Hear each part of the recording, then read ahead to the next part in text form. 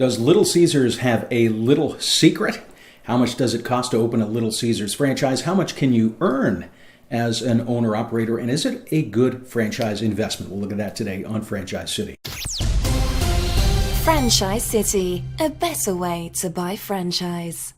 Video today is another viewer request. Thank you very much for that. And keep those coming. We're going to try and fit in as many as we possibly can. So Little Caesars is currently the third largest pizza chain in the United States. They're just behind Pizza Hut and just behind Domino's. As of their most recent 2018 disclosure documents, Little Caesars had a total of 4,262 locations. Domino's, 5,904. Pizza Hut, the winner at the top, 6,111. But two of these pizza places have been growing while one of them has been quietly closing the doors, which could mean the beginning of a disturbing downward trend. Little Caesars opened way back in 1959. The first location was in Garden City, Michigan. It wasn't until 1979 that the company's well-known pizza catchphrase was introduced. Now, the reason that they did this was to point out the fact that you could actually have two Little Caesars pizzas for the price of one at a regular pizza place, which is probably because Little Caesars pizza. It's funny because in Canada, you'll never hear the pizza catchphrase because Little Caesars, due to a copyright problem with the Canadian pizza chain, which is called Pizza. In 2004, the hot and ready offer began, and they were promoting $5 carryout pizzas, which over the years has made some franchisees very unhappy, some of them even having to close their doors due to these declining margins. Obviously, $5 back then, not going as far today.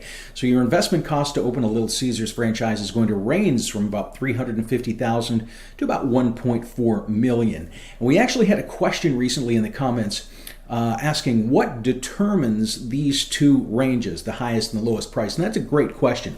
These figures are the actual lowest and actual highest amounts that franchisees have opened real-life Little Caesars restaurants for. So the lowest price, that's usually a smaller existing restaurant that didn't really need that much by way of changes inside the building. And the highest, very likely a large location that they opted for all of the bells and whistles, turned it into a really great top-of-the-line place. So it's unrealistic. A lot of people see that lowest figure and think, well, I can open for that amount. Usually not the case. It's often somewhere in the middle of those two numbers. And you'll see those ranges on every single franchise. So your royalties at Little Caesars, the greater of 6% of your gross sales or $100, which is paid weekly. And needless to say, if your payment is only $100 a week, you've got problems. Little Caesars collects a hefty advertising fee, larger than most, up to 7% for advertising. That's a system-wide advertising obligation. They call it the Caesar Fund. Now, remember this ad fee because we're going to come back to it in a moment. Now, there are other assorted fees in here, bits and pieces, the POS system, training, others. We're not going to cover those in those videos today. If you have some questions, give us a call at Franchise City. So how much can you make as a Little Caesars franchise owner? And here's a red flag for Little Caesars. Franchises have the option to include financial performance data in their disclosure documentation. So they can make the decision to include financials or not, and to show how much their stores are making. Domino's shows what the average unit weekly sales are for their stores. It's over $20,000 a week. Pizza Hut lists a lot of great data based drilling down right to what type of stores and how mature the store is. Little Caesars, however, they avoid those numbers altogether. It's not the end of the world, but it's a little red flag that they do not list those numbers. Not all franchises list this data, but we like to see it because it shows that companies really have nothing to hide. Now, if we head over to the QSR 50, and that's a ranking of the top 50 quick-serve restaurants, they've pegged Little Caesars at about $815,000 a year, which is going to place their average earnings below Domino's and below Pizza Hut, and quite frankly, below quite a few franchises out there. Now, a somewhat larger red flag in their FDD is what's called the item 20, and these are stores that have opened and closed over the past 3 years. So Domino's, very strong growth, 176 stores opened in 2016, 225 opened in 2017, 260 opened in 2018. Very strong growth. Pizza Hut, they opened 105 stores in 2016, 136 in 2017, and only 66 stores in 2018. And that might be the start of a slowdown and a downward trend for them. We're going to wait and see in their next FDD. Now let's take a look at the growth of Little Caesars. So they opened 53 stores in 2016. Then they closed 13 stores in 2017, and they closed 100 stores in 2018. Now, one franchisee whose story that we were following had to close his stores down because he was being forced to sell the corporation's obligatory $5 pizza, the hot and ready, which in Kansas City, anyway, that was losing him money. So long story short, Alan Knox and his wife had to shutter 21 of their Kansas City Little Caesar stores after a whole lot of legal action on behalf of both parties. And the Knoxes had been franchisees for over 30 years, and they felt that Little Caesars was completely inflexible.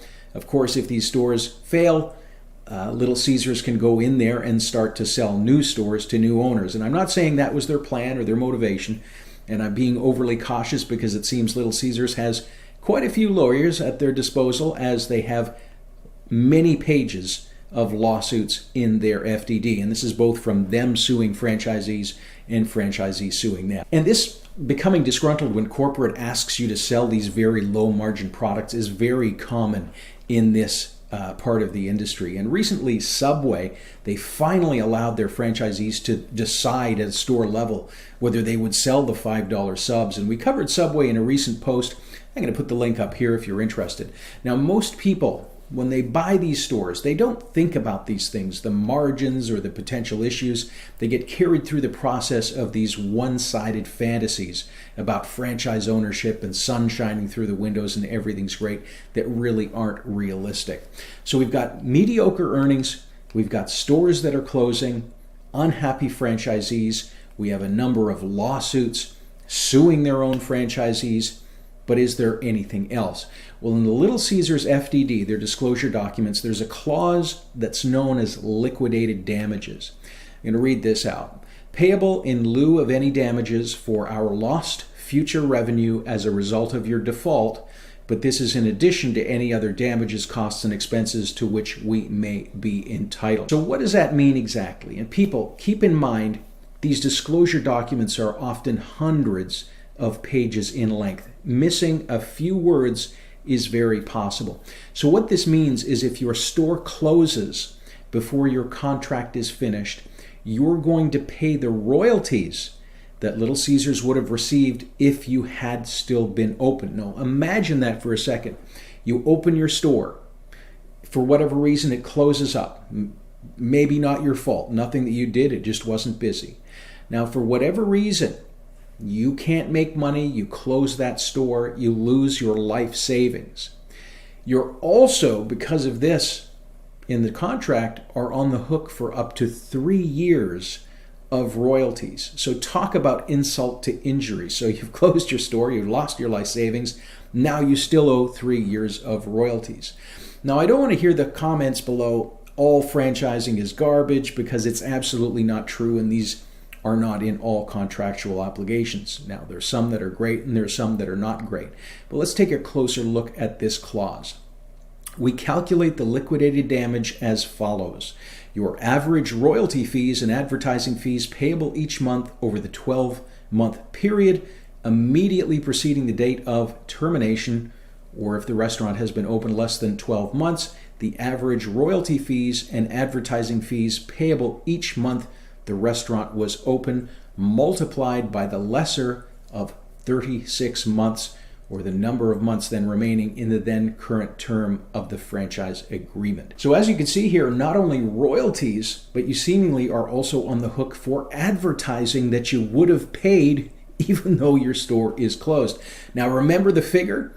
That was 7% of your gross earnings. We'd mentioned that above. So you're on the hook for that even if your store is closed. In a previous video, we showed the hidden message in the Wendy's logo, which is the word mom on Wendy's collar. Can you see the hidden message in Little Caesars logo? If you look closely, you can see on the Roman's tunic, the design is not arbitrary. In fact, it spells out the letters LC for Little Caesars. Don't make a terrible mistake. Hasty decisions buying a franchise. Give the experts a call at Franchise City. All of our tools are free.